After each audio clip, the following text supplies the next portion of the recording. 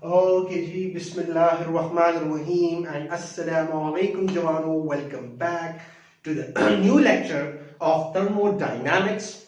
Now, this is going to be a lecture on the Clausius statement of the second law of thermodynamics. और इसमें हम पढ़ेंगे जी refrigerator को बड़ी detail से पढ़ेंगे, राइट, हीट पंप को। तो ये आपके पास पूरी लेक्चर की समरी है जो कि हम बड़ी डिटेल से करेंगे। हम इफिशिएंसी का फार्मूला डिराइव करेंगे for the refrigerator and for the heat pump, जो कि हम समझने वाले हैं डिटेल के साथ। And we are going to understand this particular equation as well as this one as well, ठीक है जी, डिटेल के साथ। So let's get straight into it जवान। Okay, G. So now let us get straight into the Clausius statement. Now, Clausius statement आपको क्या कहता है? Clausius statement actually you can call it the reverse of the Kelvin statement. बस सिर्फ यही बात है कि अगर केल्विन ने इस कान को इधर से पकड़ा था, तो क्लॉजियस ने इसी कान को ऐसे जाके पकड़ा है, ठीक है जी, राइट। लेकिन अब आप कहोगे कि सर वही वाला ठीक था, इधर से कंफर्टेबल था। यस, इधर से कंफर्टेबल था, लेकिन याद रखिएगा ये इस तरफ से कान पकड़ना जो है ना, ये भी बहुत इंपॉर्टेंट है। You will know it in a bit, ठीक है जी, आपको भी पता चल जाएगा, because this statement works for all types of cooling और हीटिंग डिवाइसेस जो कि टेम्परेचर को मेंटेन रखते हैं, ठीक है जी। So we are going to understand it in a very much detail. So Clausius आपको ये बताता है कि इट इज इम्पॉसिबल कि आप एक ऐसा डिवाइस बना लो जो कि क्या करे, जो कि एलटीआर से हीट को उठाए, मतलब सिंक से, एक ऐसे बॉडी से कि जिसका टेम्परेचर लो है, राइट, वहां से हीट को उठाए, right. Let me call it Q2, जो यहां से हीट उठाया गया है, this is Q2, right, because इधर जाते हुए हीट को हमने Q1 Q2 का हुआ था ना, तो जो निकाला जा रहा हीट है उसको भी मैं Q2 ही कह देता हूं, ठीक है। सो इट इज इम्पॉसिबल कि आप एक ऐसा डिवाइस क्रिएट करो, दिस इज अ डिवाइस, ठीक है जी, कि जो एलटीआर से हीट उठाए और उसको मूव करवा दे इनटू द एचटीआर, राइट। ये इम्पॉसिबल है, ऐसे नहीं हो सकता। आई मीन आपने जब भी देखा है तो जो चीज होती है वो क्या होती है कि heat always flow from the body at higher temperature. This is let us से यहां पर टेम्परेचर क्या है, T1 है, और यहां पर लेट अस से टेम्परेचर है T2, and we know that T1 is greater than T2, right. So आपने कभी भी ये नहीं देखा होगा कि एक कोल्ड बॉडी से हीट खुद ब खुद जाए और वो मूव हो जाए towards the hot body. Now this process is not spontaneous. Spontaneous means जो खुद से हो जाए, पे गौर करें, स्पॉन्टेनियस ये बहुत ज्यादा यूज होगा in the next lecture, and in the next lecture I am going to explain the same second law of thermodynamics but in much more broader view, that is in terms of entropy. सो वहां पर spontaneous का लफ्ज बहुत ज्यादा use होगा। Spontaneous means जो खुद से हो जाए, लग जाए, आपको अपनी टांग अड़ाने की या अपनी नाक घुसाने की जरूरत ना पड़े। सिंपल अल्फाज में कोई एक्सटर्नली इंफ्लुएंस नहीं करना होता उस प्रोसेस को, वो प्रोसेस जो कि खुद ब खुद हो जाता है, राइट राइट। तो यहां पर कभी भी हमने ये नहीं देखा कि एक लो टेम्परेचर बॉडी से या एक कोल्ड बॉडी से हीट फ्लो कर जाए into the hot body. We have never seen it, खुद ब खुद। हाँ, रेफ्रिजरेटर में हम देखते हैं कि अंदर से हम हीट निकाल रहे होते हैं और उसे बाहर फेंक रहे होते हैं। तो वो कैसे फिर होता है? तो वो ऐसे होता है कि वहां पर हमने वर्क डन फराहम किया है, खुद नहीं हो रहा, right. So that is actually the statement that it is impossible to create a device which takes heat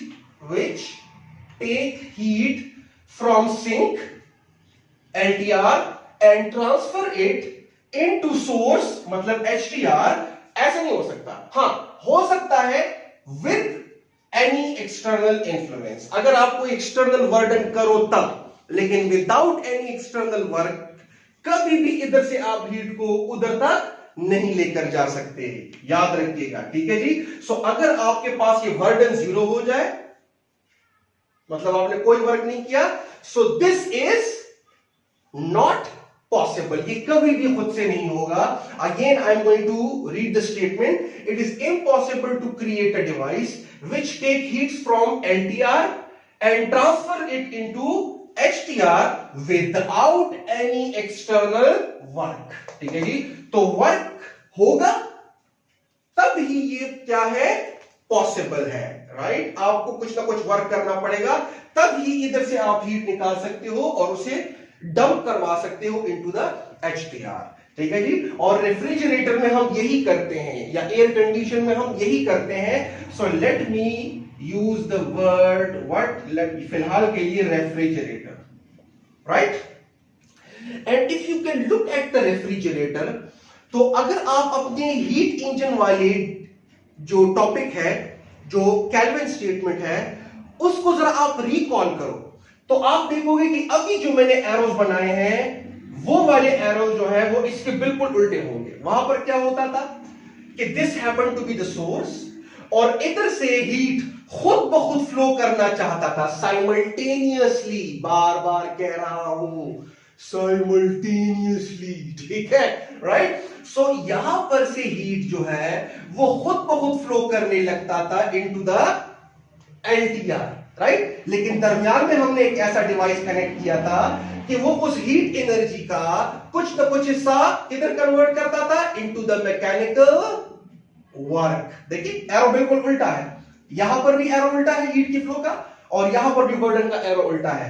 वहां पर आपको आउटपुट में वर्डन मिलता था, जबकि यहां पर आपको इनपुट में वर्डन देना होगा, राइट। रेफ्रिजरेटर को आप बिजली के जरिए से चलाते हो कि नहीं, खैर इसको अभी हम थोड़ी देर बाद समझने वाले हैं, ठीक है बच्चे, राइट। और यहां पर ये एरो जो कि यहां से हीट निकल रहा है, तो हीट निकलने की बजाय वहां पर वो हीट इधर क्या हो रहा था, रिजेक्ट होता था, राइट। लेकिन the flow of the heat from HTR to LTR was spontaneous, वो खुद से होता था, राइट। और इधर से हम फिर उसको कुछ हिस्सा वर्डन में कन्वर्ट कर देते थे। लेकिन अगर मैं हीट की फ्लो को अब उल्टा करना चाहूं, देखें heat flow was like this towards the LTR और कुछ ना कुछ वर्डन में गया, राइट। लेकिन अब अगर मैं क्या करना चाहता हूं, मैं ये करना चाहता हूं कि मैं हीट को यहां से यहां तक लेकर जाना चाहता हूं, like this from LTR to HTR.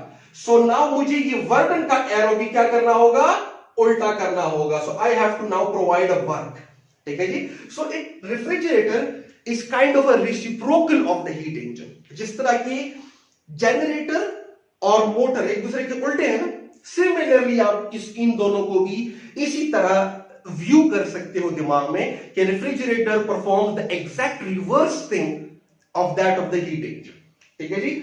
सो मैं इन ब्लैक वाले एरोस को मिटा देता हूं बिकॉज ये हीट इंजन के लिए थे। हाँ, now this is for refrigerator, let me bold them up ताकि आपको थोड़ा सा सही नजर आए।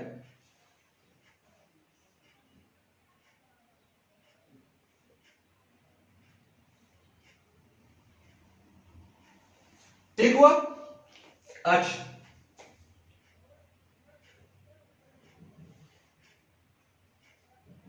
ना, अब यहां पर this is statement use for all types of heating और कूलिंग डिवाइसेस। तो हम समझेंगे दो चीजों को यहां पर, एक हम समझेंगे रेफ्रिजरेटर को, राइट, जो कि एक्चुअली आपके पास एसी भी उसी तरह काम करता है जिस तरह रेफ्रिजरेटर करता है। Now this is a cooling device जो कि कूलिंग के लिए यूज होता है। और दूसरा हम इसी को यूज कर सकते हैं इन रिवर्स ऑर्डर, जिसे हम कहेंगे हीट पंप, जो कि एक्चुअली आपके कमरे को या किसी भी जगह को कूल करने की बजाय उल्टा गर्म करता है, ठीक है। सो समझेंगे इन दोनों को और फिर इन दोनों का आपस में ताल्लुक भी बनाएंगे डिटेल के साथ। सो अब आते हैं जी स्ट्रेट इनटू इट। ओके, अच्छा अब यहां पर let me wipe this of, इसको मिटा देता हूं। अच्छा जी, अब स्ट्रेट जाते हैं इनटू द रेफ्रिजरेटर कि रेफ्रिजरेटर में होता क्या है, ठीक है जी। बड़ा सिंपल सा स्केच बनाते हैं थोड़ा सा आपको समझाने के लिए। एंड बाय द वे मैंने इसी वीडियो लेक्चर के डिस्क्रिप्शन में वर्किंग ऑफ द रेफ्रिजरेटर की डिटेल वीडियो दे रखी है, सो काइंडली वॉच इट। ठीक है जी। यहां पर मैं थोड़ा सा आपको उसका स्ट्रक्चर समझा देता हूं ना। ये तो आपको उसका ओवरऑल स्ट्रक्चर है। अच्छा, रेफ्रिजरेटर में होता क्या है कि रेफ्रिजरेटर के अंदर पड़े हुए जितने भी फूड आइटम्स हैं उनका टेम्परेचर लो से लो होता चला जाता है, होता चला जाता है, होता चला जाता है। मतलब क्या है कि उसको आप ठंडा करते जा रहे हो, करते जा रहे हो, करते जा रहे हो। Now how do we do that exactly? अच्छा, सो इमेजिन करें, सिंपल सा मैं कह देता हूं ना, यहां पर मैं कह देता हूं रेफ्रिजरेटर, राइट? रेफ्री नहीं, रेफ्रिजरेटर शॉर्ट फॉर्म में लिख रहा हूं, ठीक है। अच्छा, सो इमेजिन करें कि this is an apple, now this is an apple, ठीक है जी, फूड आइटम है ना, ठीक है जी, सिंपल कह देता हूं। Now this is placed inside the refrigerator, okay. अब रेफ्रिजरेटर के अंदर अगर आप लोगों ने देखा हो तो आपको इस तरह से वेन्स टाइप की तारें नजर आई होंगी इन द बॉडी। अगर आपने कभी गौर किया हो, बाद में रेफ्रिजरेटर्स में विजिबल होती है, बाद में नहीं होती, ठीक है, बाद में वो बिल्कुल अंदर उन्होंने किया होता है। तो ये वो तार है, राइट, ये वो वायर टाइप है। यहां पर let me draw it, this is a wire,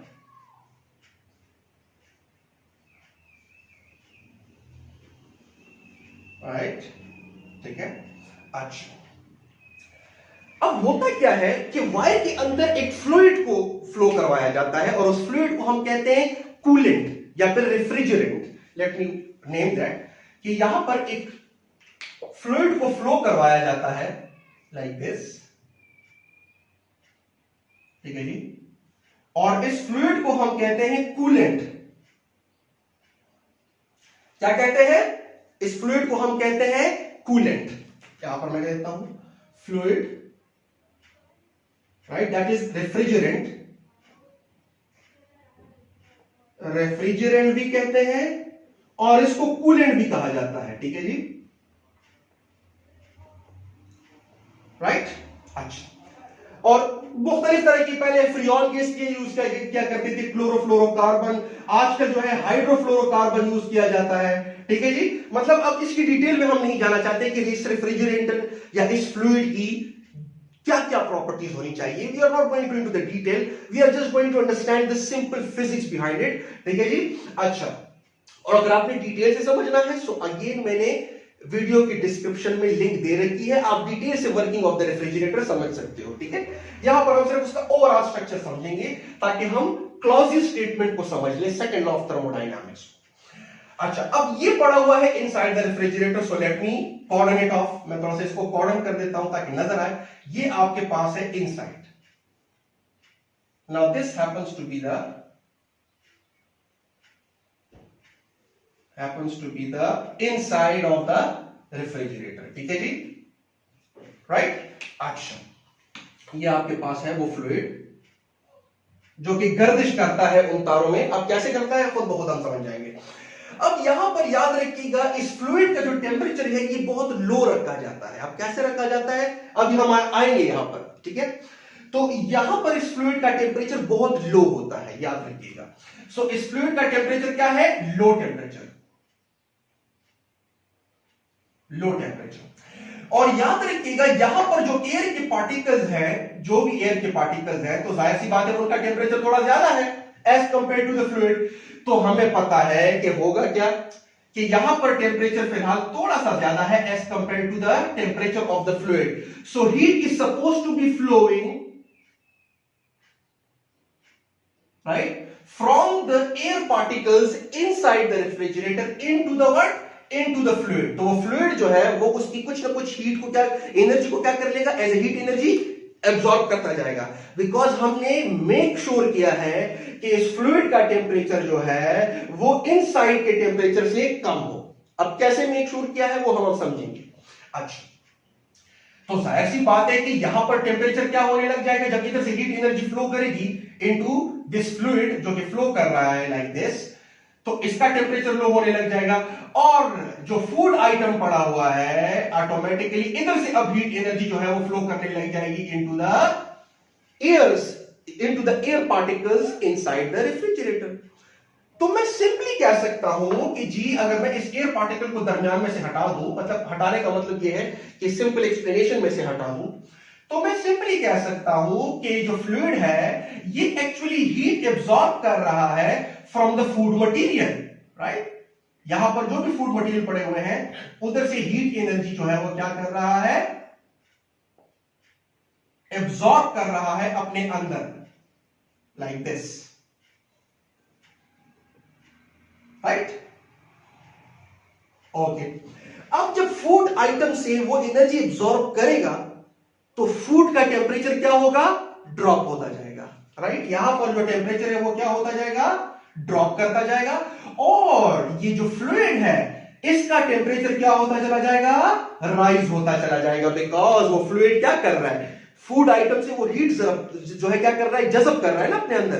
तो ओवरऑल उस फ्लूइड का टेम्परेचर क्या होता जाएगा, कूलेंट जो है, जो रेफ्रिजरेट है, उसका टेम्परेचर बढ़ता जाएगा, बढ़ता जाएगा। तो यहां पर जब फ्लूइड एंटर कर गया था, सो फ्लूइड का जो टेम्परेचर था वो लो था, लेकिन जहां पर जब वो एग्जिट करेगा, एट एग्जिट, ठीक है जी, जब बाहर निकलेगा रेफ्रिजरेटर के अंदर से, तो यहां पर उसका टेम्परेचर थोड़ा सा हाई हो चुका होगा, हाई टेम्परेचर, राइट। मतलब क्यों, बिकॉज उसने फूड आइटम से एनर्जी एब्सॉर्ब कर ली है ना हीट की शक्ल में, और फूड आइटम का टेम्परेचर उसने लो कर दिया है, राइट। अच्छा जी, सो अब एक बात यह है कि यहां पर टेम्परेचर हम लो से लो करते जा रहे हैं, करते जा रहे हैं, करते जा रहे हैं। तो this region, inside region of the refrigerator is our what, HTR, right. Let me zoom in on this one ताकि थोड़ा सा डिटेल से आपको समझ आ जाए, right. So the inside region is our what, HTR, okay. अब ये जो फूड आइटम से हीट एब्सॉर्ब करके बाहर निकला है, राइट। अगर आपने कभी भी रेफ्रिजरेटर का बैक साइड देखा हो तो आपको इस तरह से जाली नजर आएगी, लाइक दिस, इस तरह से जाली आपको नजर आएगी, राइट।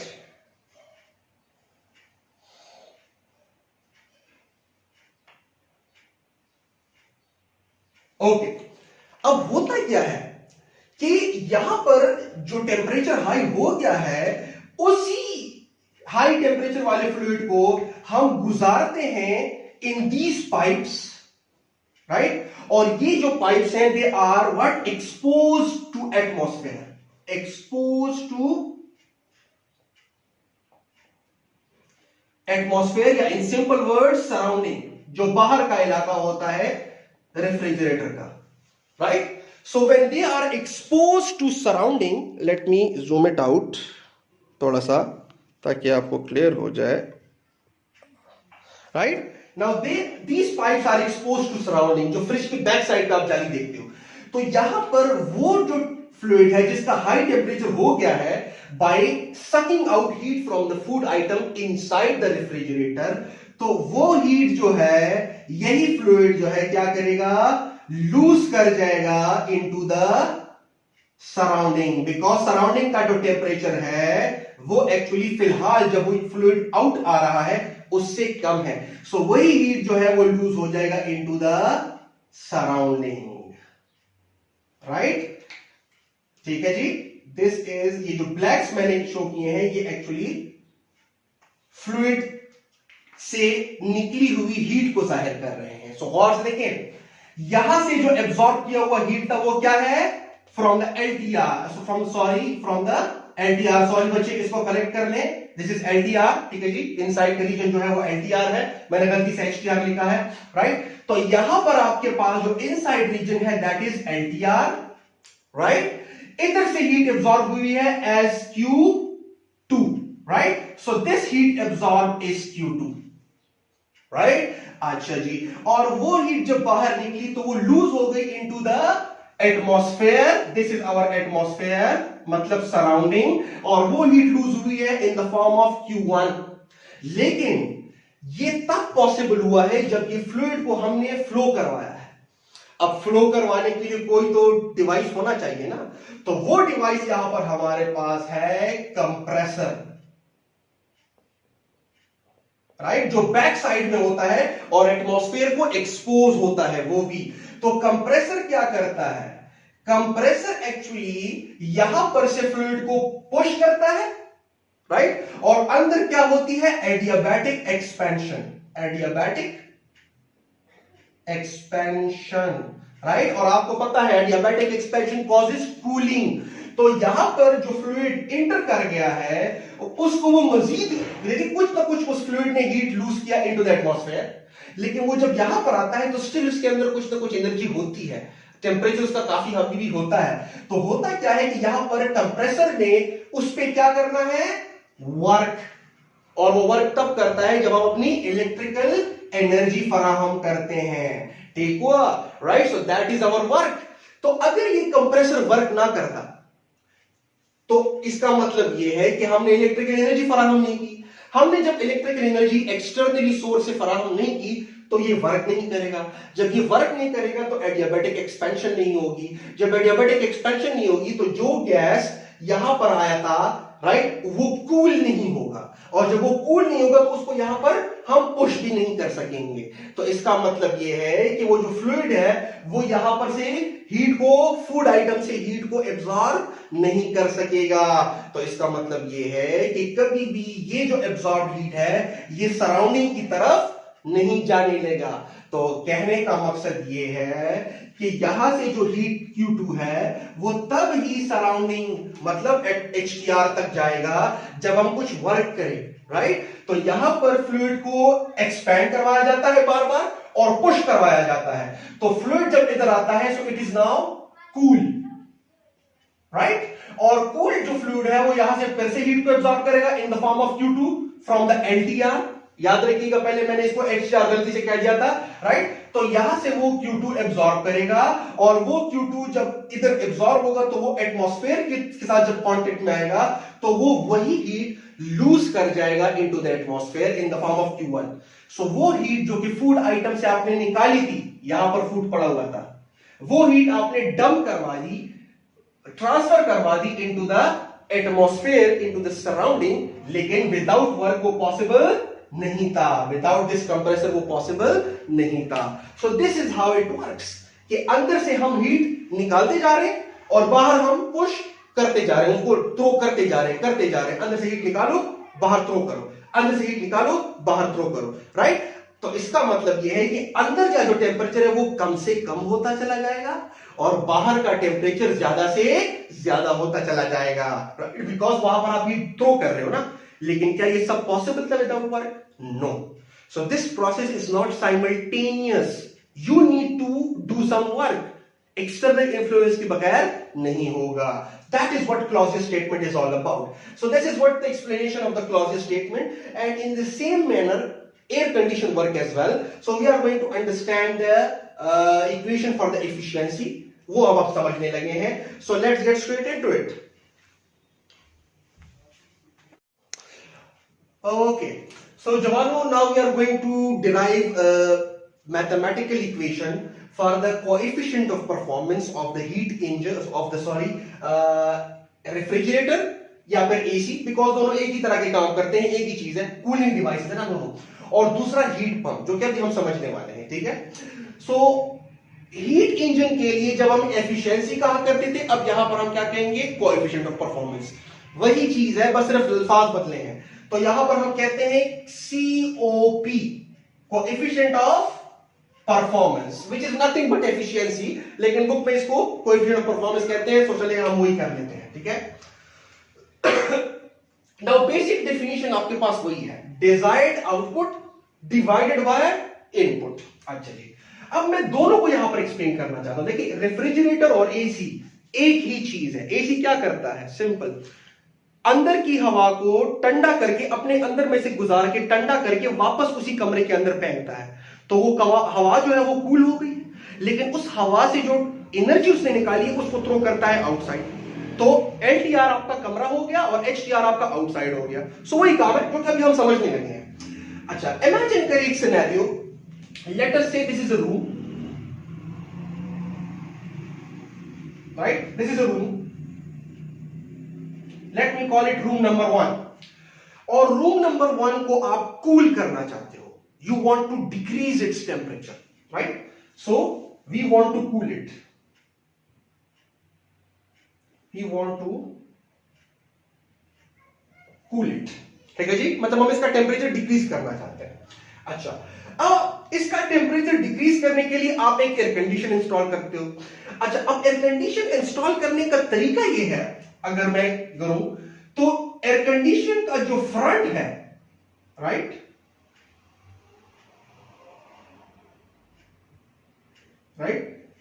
एयर कंडीशन का जो फ्रंट है वो इस कमरे की तरफ होना चाहिए, और एयर कंडीशन का जो बैक है वो उस कमरे से बाहर होना चाहिए। That is the way the air condition has been installed. और स्प्लिट एयर कंडीशन में आप देखते हो कि क्या होता है, एक इंडोर यूनिट होता है, एक आउटडोर यूनिट होता है, ठीक है जी। तो आउटडोर मींस वो बाहर होता है, इंडोर मींस वही अंदर, राइट। तो मैं अगर सिंपल विंडो एसी की बात करूं ताकि आप लोगों को थोड़ा ज्यादा आसान हो, तो एसी क्या काम करता है? सबसे पहले, क्या एसी खुद ब खुद चलेगा? यहां पर मैं कह देता हूं कि फ्रंट को आपने हमेशा उस रीजन में रखना है जिसको आप कूल करवाना चाहते हो, राइट। अच्छा, अब यहां पर बात यह है कि एयर कंडीशन क्या कभी बगैर इलेक्ट्रिसिटी के चलेगा? No. So you have to provide it some electrical energy, right. Now this is electrical energy which happens to be doing work in the compressor of the air condition, just like a refrigerator, ठीक है जी, right? अच्छा जी, और वो work क्या करेगा? वो इस कमरे से क्या करेगा? हीट Q2 उठाएगा। So this happens to be your LTR, right. इधर से वो हीट उठा रहा है, तो यहां पर जो भी पार्टिकल्स होंगे उनकी टेम्परेचर जो है वो क्या होगी? वो ड्रॉप होती जाएगी, मतलब it is going to be cooled down. लेकिन अब यहां से जो हीट उठाई जा रही है उसको किधर फेंका जा रहा है? उसको आउटसाइड फेंका जा रहा है, like this over here in the form of Q1, right. तो अगेन आई कैन से यहां पर कि क्या हो रहा है कि यहां कूल से कूल किया जा रहा है, और एटमॉस्फेयर को, बाहर की जगह को आप क्या कर रहे हो? वार्म से वार्म करवाते जा रहे हैं, बिकॉज एज अ होल जो हीट है वो बाहर आप थ्रो कर रहे हैं।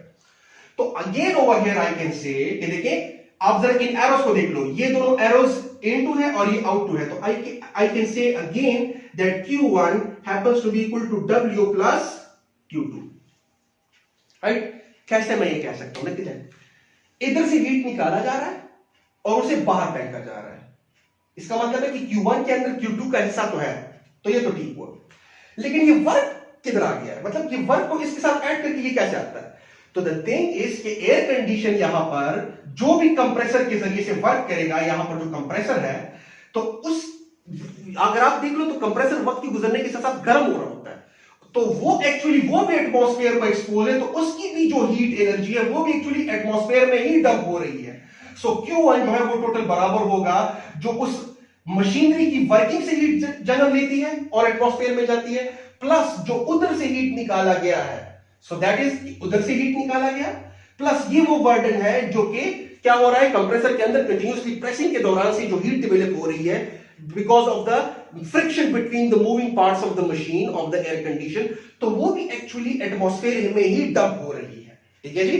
सो that is actually as a whole Q1, ये दोनों, right. So Q1 happens to be work done plus Q2, तो ये वही बरकरार है अगर आपको हीट इंजन का टॉपिक याद है। लेकिन अब यहां पर जरा गौर से देखिए, मेरा बेसिक मकसद क्या है? मैं रेफ्रिजरेटर के लिए फिलहाल बात कर रहा हूं, फिलहाल मैं किसके लिए बात कर रहा हूं? रेफ्रिजरेटर की, या फिर एसी की मैं बात कर रहा हूं। और एसी का मकसद क्या है? रूम को ठंडा से ठंडा करता जाना, कूल का कूल, राइट। तो कूलिंग मेरा मकसद है ना, यहां पर इस रीजन में कूलिंग मेरा मकसद है। सो कूलिंग यहां पर ज्यादा से ज्यादा तब होगी जब Q2 यहां से ज्यादा निकाला जाएगा। लेट मी से दिस अगेन, ये रीजन कूल से कूल होता चला जाएगा, इसका टेम्परेचर ड्रॉप होता चला जाएगा जब Q2 यहां पर ज्यादा से ज्यादा मिकदार से निकाला जाएगा, right. So Q2 is our desired output. So coefficient of performance of refrigerator, या फिर चले एसी कह देते हैं इसको, राइट। एक ही बात है, अगर मैं रेफ्रिजरेटर कहूं या एसी कहूं, एक ही बात है, रेफ्रिजरेटर भी यही करता है। बस आप इमेजिन करो कि this is the inside of the refrigerator and this is the outside of the refrigerator, right? और अगर एसी है, so this is the inside of the room and this is the outside of the room, right? Simple बात है. So this is our system, this is our surrounding, right? यहां पर आप कह लो कि this is our surrounding and this happens to be our system, right? ठीक हुआ बच्चे, राइट? अच्छा, अब आते हैं coefficient of performance of AC और refrigerator will be equal to what? The desired output over here. ये देखिए रेफ्रिजरेटर क्या कर रहा है या एसी क्या कर रहा है, वो इस जगह को कूल करना चाहता है.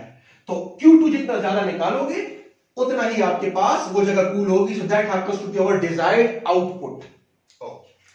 और इनपुट आपका क्या है? वो आपका वर्डन है, राइट? इस वर्डन के बगैर ये मशीन नहीं चलेगा, एयर कंडीशन या रेफ्रिजरेटर नहीं चलेगा. सो दैट इज अवर वर्डन, राइट? अच्छा जी, अब यहां पर आप मजीद लेकर जा सकते हो कि coefficient of performance of AC और refrigerator is going to be equal to Q2 divided by, अगर यहां से मैं वर्डन को वैल्यू निकालूं, so it happens to be equal to Q1 minus Q2, just like a heat engine. So it will be Q1 minus Q2. Now this is the coefficient of performance of AC, और यहां पर slash में मैं लिख देता हूं refrigerator, right? Efficiency. और अगर आप परसेंटेज में लेना चाहते हो तो मल्टीप्लाई विद 100% कर लो, आपकी अपनी मर्जी है. अब यहां पर एक दूसरा डिवाइस भी है, heat pump, right? Heat pump actually उल्टा करता है, राइट? अगर आपने कभी भी जो नए एयर कंडीशन आए ना, वो आप जरा देख लो, नए नहीं काफी हद तक पुराने में भी है, कि अगर आप देख लो तो उसके अंदर एक हीट का ऑप्शन होता है. जब आप वो हीट का ऑप्शन क्लिक करते हो तो वो कमरे को ठंडा करने की बजाय उल्टा गर्म करने लग जाता है. मतलब यही प्रोसेस जो है ये उल्टा हो जाता है. गाड़ियों में देख ले, सर्दियों में आप क्या करते हो? सर्दियों में आप कहते हो हीटर ऑन कर लो, तो गाड़ी में अंदर जो है वो टेम्परेचर गर्म हो रहा होता है, बाहर टेम्परेचर ठंडा होता है, राइट? लेकिन इन समर आप क्या करते हो? गाड़ी को अंदर ठंडा रखना चाहते हो, अंदर जो है, तो आप एसी ऑन करते हो, तो अंदर टेम्परेचर कम, बाहर टेम्परेचर ज्यादा, राइट? तो सर्दियों में वही आपकी गाड़ी का एसी जो है वो बिहेव करता है as what? As heat pump. जबकि गर्मियों में वही जो मशीनरी लगी हुई है वो बिहेव कर रहा है as air condition, cooling device. तो अब यहां पर मैं इसको ऐसे समझा देता हूं कि इमेजिन करें कि यहां पर सराउंडिंग नहीं है, सराउंडिंग नहीं है, बल्कि आपने सराउंडिंग में जहां पर इसको हीट थ्रो करना था, आपने एक दूसरा कमरा वहां पर बना दिया है. This is another room, right? Let me call it room number 2. Room number 2. और जिस तरह के रूम नंबर 1 को मैं कूल करना चाहता था, उसी तरह इस रूम नंबर 2 को I want to warm it. We want to, right, increase its temperature. We want to increase its temperature. और वहां पर हम क्या कहते थे? We want to decrease its temperature. So we are trying to make this room cool, right? And we are trying to make this room warm. वहां पर जो एटमॉस्फेयर जहां पर उसे हीट थ्रो करनी थी in the form of Q1, let us say आपने वहां पर एक कमरा बना दिया है, राइट? ठीक है जी. इसकी मिसाल ऐसी है कि दो बैक टू बैक रूम्स है और एयर कंडीशन आपने दरमियान में जो दीवार है वहां पर लगा दिया है. तो इस साइड पे उसका फ्रंट है और इस साइड पे उसका बैक है, राइट? तो इमेजिन करें यहां पर, अब इस कमरे को तो मैं गर्म करना चाहता हूं ना, राइट? तो ये कमरा कब गर्म होगा? ये कमरा तब गर्म होता चला जाएगा जब ज्यादा से ज्यादा हीट जो है वो यहां पर फेंकी जाए, right? So that is Q1. सो अब अगर मैं कोएफिशिएंट ऑफ परफॉर्मेंस, तो देखिए ये एसी जो है इस रूम के लिए बिहेव कर रहा है, बिहेव्स एज कूलिंग डिवाइस. लेकिन यही एसी इस रूम के लिए, रूम नंबर 2 के लिए बिहेव कर रहा है as what? Behaves as heat pump, because वो हीट पंप करता जा रहा है कंटिन्यूसली. सो अब यहां पर अगर मैं कोएफिशिएंट ऑफ परफॉर्मेंस कहूं तो वो कैसे होगा? हमारे जो आउटपुट है वो बदल चुके हैं. इस रूम के लिए आउटपुट जो है वो बदला है. क्यों? बिकॉज ये रूम गर्म होना चाहता है. सो क्या होगा? कि now the coefficient of performance, लेकिन not for AC but for heat pump, HP means heat pump is actually equal to जवानो डिजायर्ड आउटपुट। तो इस रूम के लिए डिजायर्ड आउटपुट वो नहीं बल्कि ये है, जितना ज्यादा हीट इधर फेंका जाएगा उतना ही ये गर्म होता जाएगा। और हीट कौन सा फेंका जा रहा है? Q1। सो यहां पर it will be Q1, right. लेकिन अगेन इनपुट में कोई तब्दीली नहीं आई, एसी जो है वो अभी भी उस वर्डन से ही चल रहा है। सो इनपुट आपका अभी भी वर्डन ही है, ठीक है जी। एसी आप वर्ड इनपुट जो है वो आपका अभी भी वर्डन ही है। So coefficient of performance for the heat pump will be equal to Q1 divided by again Q1 minus Q2, right? Because work done is actually Q1 minus Q2. So this is the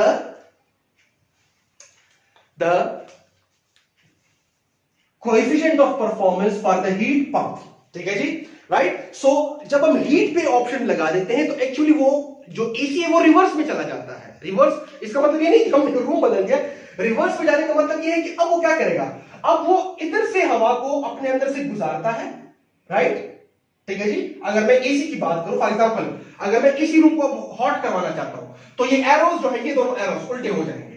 तो अब ये जगह cool होती जाएगी, वो जगह hot होती जाएगी। तो अब वो रूम जिसके लिए यही वाला डिवाइस बिहेव कर रहा था एज कूलिंग डिवाइस, तो उस रूम के लिए अब वो बिहेव कर रहा है as a heat pump.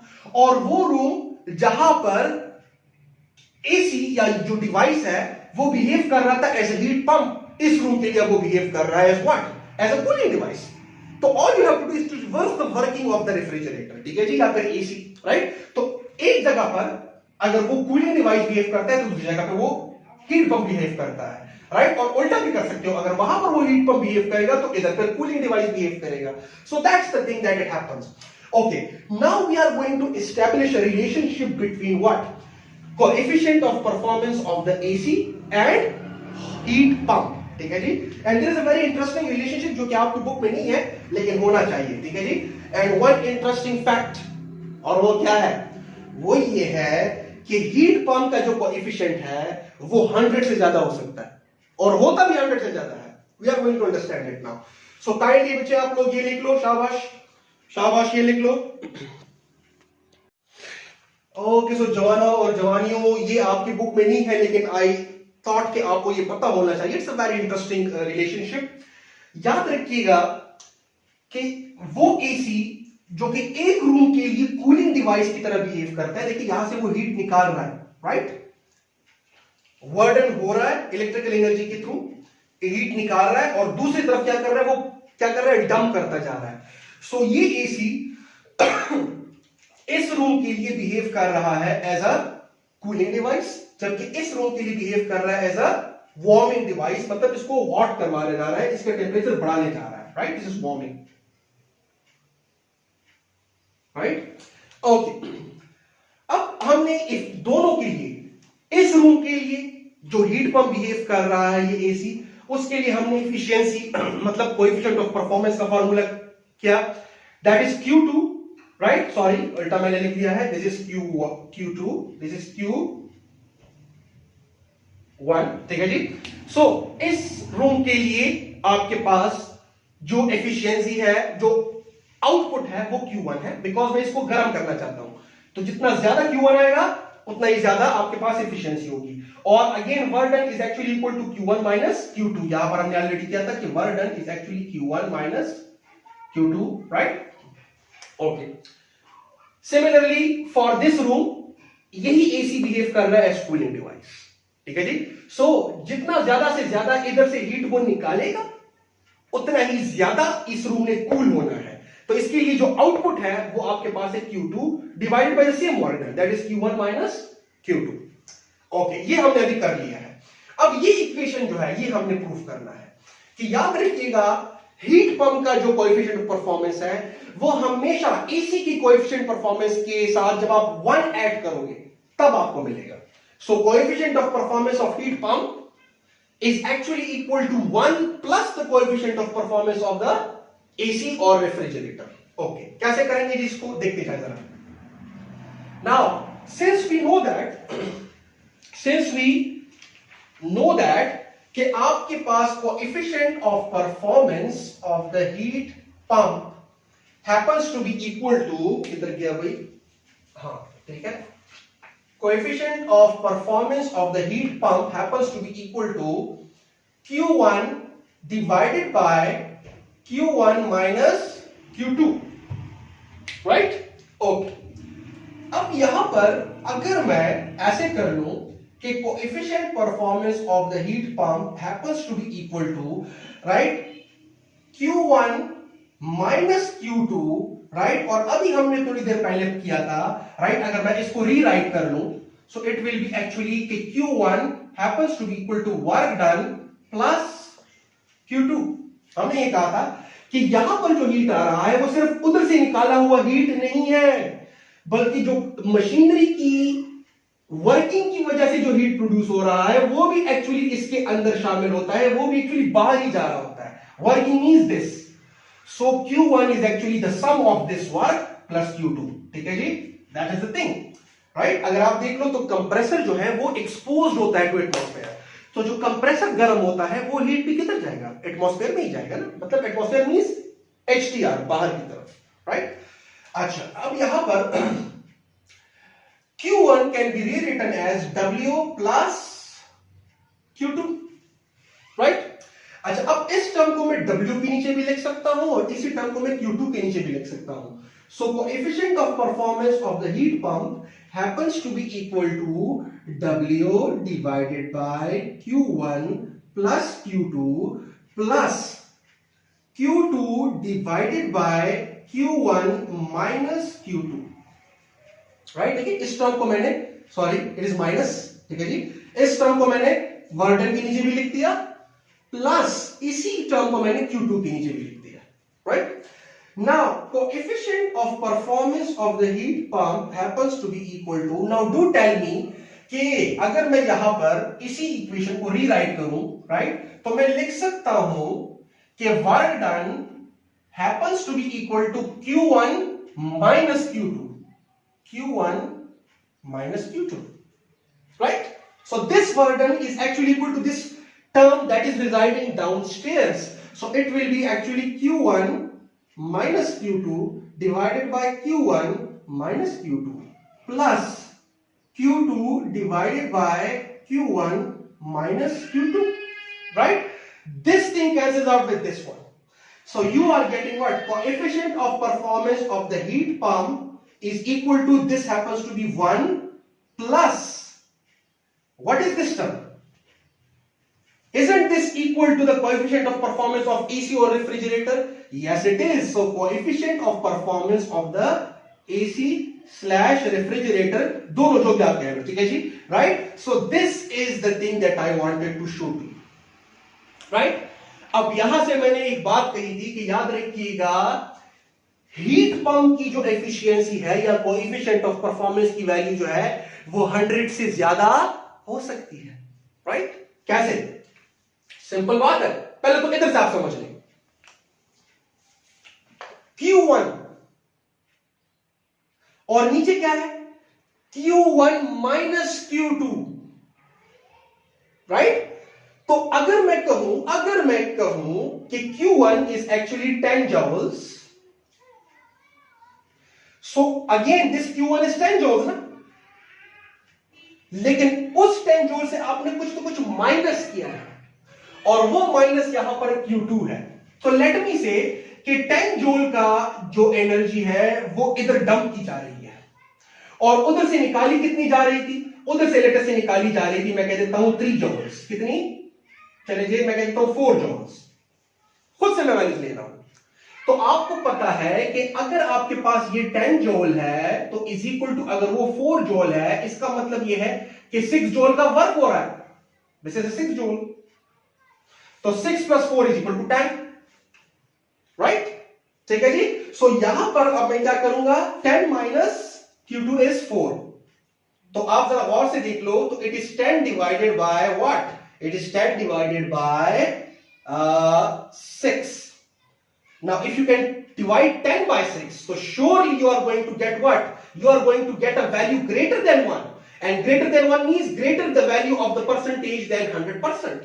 Right? 1 means 100%. ठीक है जी, देखिए यहां पर आप क्या कर लो, 100% को मल्टीप्लाई कर रहे हो इधर, तो वो 1 से ज्यादा आपको मिलेगा, सॉरी 100% से ज्यादा मिलेगा।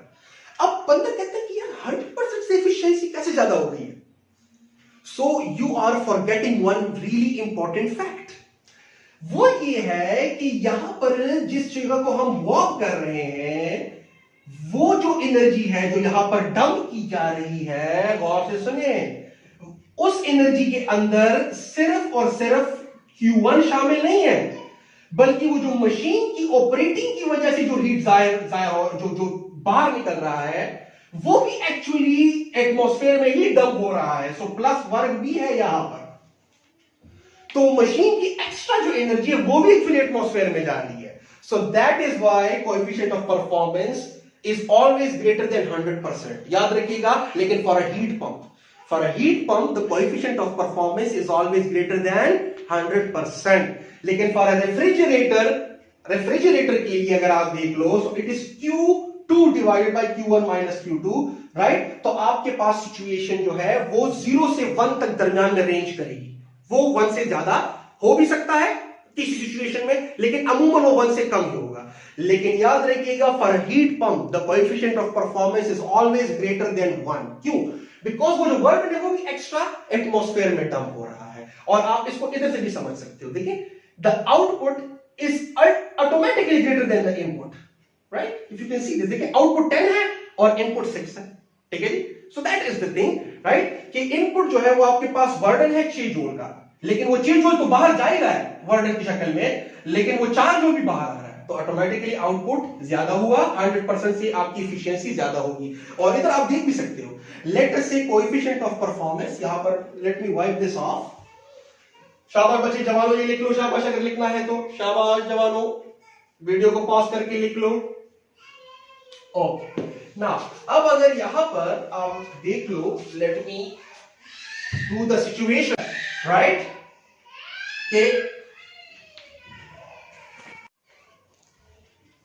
so let me do the situation over here। देखते जाए, अगर यहां पर मैं सिचुएशन कर लूं कि coefficient of performance of AC जो है वो कितना है, this heat pump is equal to coefficient of this whole thing multiply by 100%, तो वो आपके पास बनता है लेट अस से 0.2 समथिंग। जैसे यहां पर 4 है ना, तो it will be late us से कि 6 डिवाइडेड बाय 4, तो आपके पास क्या जाता है 4 divided by 6 is actually equal to 2 divided by 3। तो मैं कह देता हूं कि जी आपके पास आ गया 0.4 समथिंग, खुद से मैं वैल्यू ले रहा हूं, लेट अस से, राइट। अच्छा, अब यहां पर उसके साथ क्या है +1, तो क्या आ जाएगा, इट विल बी 1.4। मतलब ये है कि जो coefficient of performance of the heat pump है, अगर मैं इसको मल्टीप्लाई बाय 100% कर लूं, राइट, तो it is going to be equal to 140%, because it is 100% plus 40%, so 40 plus 100 is equal to 140%, right? और इसका मतलब ये है कि याद रखिएगा, coefficient of performance of heat pump is always going to be greater than 100%, so coefficient of performance of heat pump is always going to be greater than 100%। this is very important point, ठीक है जी। okay, so now let me do one another thing, कि मैं क्या कर लेता हूं, मैं coefficient of performance of refrigerator को रिलेट कर देता हूं with the efficiency of the engine. ये भी अक्सर आ जाता है, so let me do that as well, ठीक है जी। ओके, शाबाश बच्चे, जल्दी लिख लें, शाबाश। Okay, now since we have got the idea, right, यहां पर मैं पहले से लिख देता हूं कि coefficient of performance of refrigerator or AC is going to be equal to what? Is going to be equal to Q2 divided by Q1 minus Q2, right. अगर यहां पर मैं कुछ ऐसी सिचुएशन कर लूं कि is equal to Q2 divided by Q1 कर लूं, तो अगर ऊपर आपने एक चीज डिवाइड करनी है तो नीचे भी आपको करना पड़ेगा, अगर आप इक्वेशन को अनअफेक्टेड रखना चाहते हो। सो यहां पर भी Q1 divided by Q1 minus Q2 divided by Q1। All I have done कि ऊपर वाले टर्म को भी मैंने Q1 पे डिवाइड कर दिया और नीचे वाले टर्म को भी मैंने Q1 पे डिवाइड कर दिया। देखिए Q1 divided by Q1 minus Q2 divided by Q1, ठीक है जी।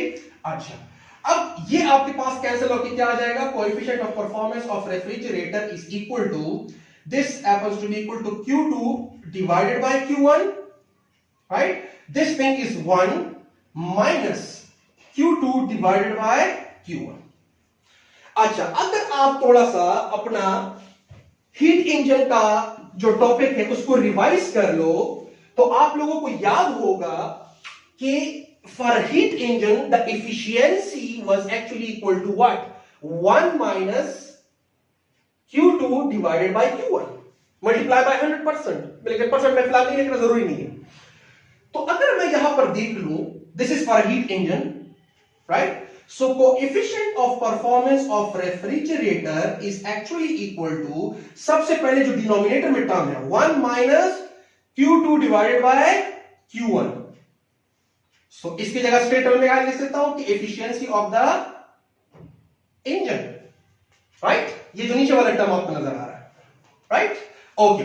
और ऊपर वाला टर्म अगर आप देख लो तो इसी टर्म को अगर मैं रीअरेंज करूं तो मैं कुछ इस तरह से कर सकता हूं कि it is actually equal to, कि अगर मैं इसको इधर ले आऊं और उसको उधर ले जाऊं तो it will be Q2 minus Q1, उधर नेगेटिव था इधर आके पॉजिटिव हो गया है, इज इक्वल टू 1 अपनी जगह पर, और इसको आप उधर ले जाओ, राइट, लाइक दिस, तो इधर पॉजिटिव है उधर नेगेटिव हो जाएगा, तो efficiency of the engine. So sir देख लो, Q2 divided by Q1 happens to be equal to 1 minus the efficiency of engine. So ऊपर टर्म में मैं क्या लिख सकता हूं? 1 minus the efficiency of the same engine. Now this is a relationship between the efficiency of the refrigerator, या हम coefficient of performance यहां पर प्रेफर करते हैं, with the efficiency of the engine. ये आपके पास एक रिलेशन बनता है, राइट? कभी कभी आ जाता है, आपके कोर्स में नहीं है, लेकिन एटलीस्ट आपको ये जवानों पता होना चाहिए।